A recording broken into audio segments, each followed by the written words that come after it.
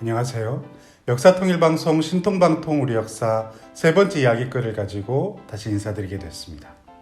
앞서 두 차례의 방송을 통해서 주몽이 시대의 풍파를 뚫고 세운 고구려는 당당하고 자주로운 천자의 나라였고, 결의의 통합으로 나아가면서 동아시아 최초로 중세 봉건국가의 시대를 열었다는 북의 평가를 소개해드렸죠.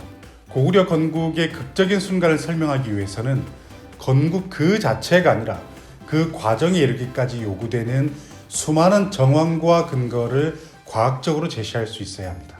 이미 몇 차례에 걸쳐서 말씀드렸듯이 북에서는 그 핵심 요소를 구려라는 나라의 존재로 설명합니다.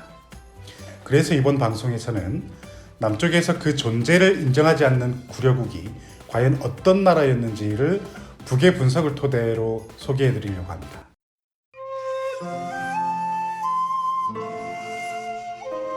고구려 건국 과정에서 제기되는 가장 큰 문제의식은 간단합니다. 주몽이 어떻게 부여에서 탈출한 지 불과 2년 만에 기반도 없이 나라를 세우고 급속히 강대국으로 발전해 나갈 수 있었겠느냐 하는 것이죠. 물론 건국 시조인 주몽의 뛰어난 자질과 정치적 수완을 빼놓을 수는 없지만 북에서는 무엇보다 구려란 객관적 토대를 강조합니다. 사실 고구려 이전에 구려라는 나라가 있었다는 사실 자체가 아마도 생소하게 들리실 겁니다. 하지만 앞선 방송에서 주몽이 나라를 세우기 전에 이미 그 땅에는 나라가 있었다는 여러 근거들을 말씀드렸습니다.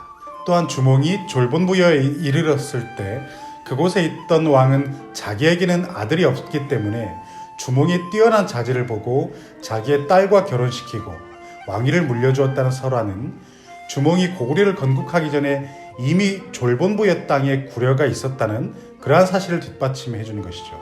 삼국유사에도 천자가 홀승골성에 내려와서 도읍을 정하고 나라를 세웠으며 동명제는 이 나라를 이어 일어나 졸본의 도읍을 세우고 졸본부여가 되었으니 곧 고구려의 시조였다고 기록되어 있습니다. 이 기사는 졸본 지역에 먼저 천재가 세웠다는 나라가 있었고 그 뒤에 주몽이 고구려를 세웠다는 것을 말해주고 있는 겁니다. 고구려 이전에 구려가 있었다고 한 역사의 기록들은 이외에도 여러 가지가 있습니다. 그 중에 후한서 예전을 보면 구려 및 옥전은 다 조선 땅이었다고 하면서 구려라는 나라의 존재를 밝히고 있습니다. 이처럼 주몽이 졸본 땅에서 2년이라는 짧은 기간에 그것도 망명객으로서 고구려라는 나라를 세울 수 있었던 비밀의 하나는 바로 이미 전에 구려라는 나라가 있었고 구려국의 기반을 주몽이 물려받았기 때문에 가능했던 것입니다. 그렇다면 구려는 어떤 나라였을까요? 남쪽에는 구려라는 나라에 대한 연구 성과들이 전무하지만 북의 역사학계에서는 구려라는 국가에 대해서 아주 구체적으로 분석해 놓고 있습니다. 북에서는 졸본 지역, 그러니까 구려가 형성된 지역에 청동기 문화가 전파되고 계급사회로 발전한 시기를 대략 기원전 23세기경으로 보고 있습니다. 이것은 이 지역에 분포되어 있는 돌관 무덤과 고인돌 무덤들의 무덤 형식, 그리고 거기서 출토된 유물들을 통해서도 확인될 수 있는데요. 이 무덤들에서는 비파형 동검과 비파형 창끝, 청동도끼, 미송리형 토기 등이 수없이 발굴됩니다. 여러분도 익히 알고 계시겠지만 비파형 동검이라든지 미송리형 토기 이런 것들은 우리나라의 고조선의 대표적인 청동기 유물들로 알려져 있습니다. 이러한 근거들을 가지고 북의 역사학계에서는 구려 지역이 처음에는 고조선의 영향력 아래에 있던 한 작은 제후국으로 출발했을 것으로 추정하고 있습니다. 또한 역사의 기록들도 그것을 뒷받침해주고 있다고 보는데요. 후한서 예전에서 구려 및 옥전은 다 본래 조선 땅에 있었다고 한 것이나 제왕원기에서 단군이 고조선뿐만 아니라 신라, 고려, 남북옥저, 동북부여, 및 맥을 모두 다스렸다고 한 것은 모두 구려 지역이 고조선의 영향력에 있었다는 그러한 제후국으로 출발했다는 추정을 뒷받침해 주는 것입니다. 이러한 구려가 기원전 15세기를 전후해서 고조선이 쇠퇴하고 왕조 교체가 이루어지는 시기에 고조선으로부터 떨어져 나와 독자적인 고대 국가로 성장하게 됐습니다. 그리고 기원전 11세기에 이르러서는 중국을 비롯한 이웃나라들에도 널리 알려지면서 당당히 그 국력을 시위하는 모습을 보이게 되는데요. 구려는 그 영역이 전성기에 이르러 서쪽으로는 오늘날의 중국 동북부 요녕성 동쪽 일대와 북쪽으로는 길림성 남부 일대, 그리고 남동쪽으로는 북녘의 자강도와 양강도 일대로 결코 작지 않은 나라였습니다. 그러다 말기에 이르러서는 지방의 정치 세력들이 떨어져 나가면서 오부 중심으로 아주 작게 쪼그라들게 됩니다.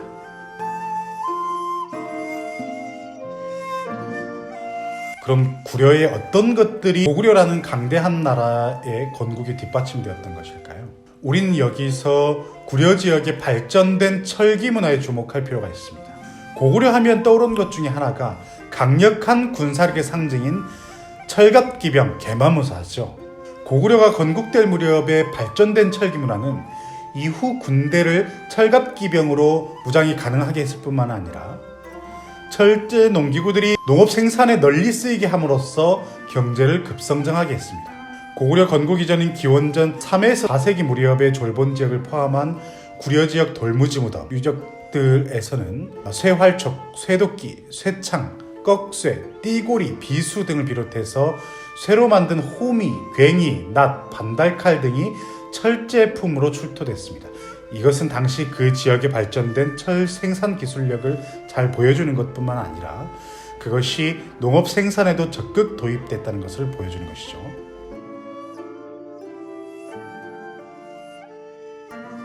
이렇게 발전된 철기 문화는 자연히 농업 생산력을 높이고 경제의 급속한 발전을 이끌게 됩니다.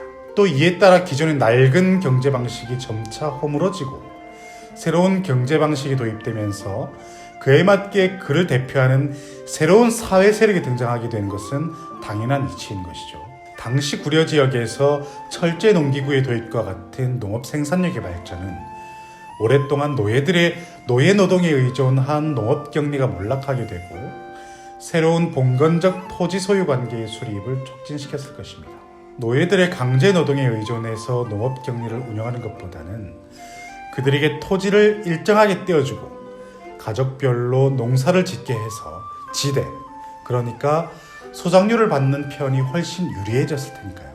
이렇게 철제 농공구의 확대와 경제 분야에서의 새로운 요소들의 성장은 기존의 낡은 질서에 의존하고 있던 구려라는 국가의 약화와 몰락을 촉진시키는 주된 요인으로 작용했을 것입니다. 그래서 구려는 그 무렵 낡은 사회제도와 세력의 힘이 약해지고 새로운 세력의 등장에 맞물리면서 국가의 통합된 힘이 약해지는 결과에 이르게 되었습니다. 말하자면 구려는 이제 서서히 몰락의 길로 접어들게 된 것이죠.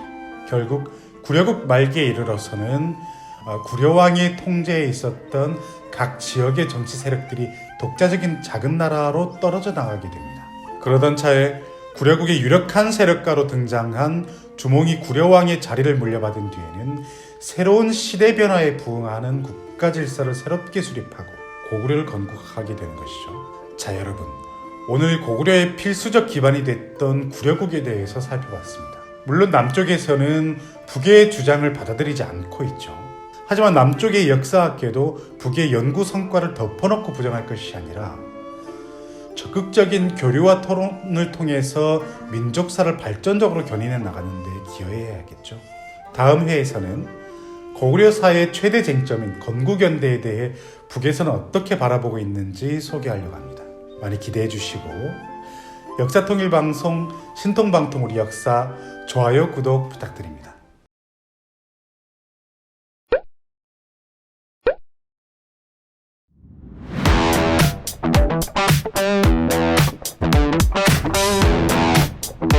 Thank you.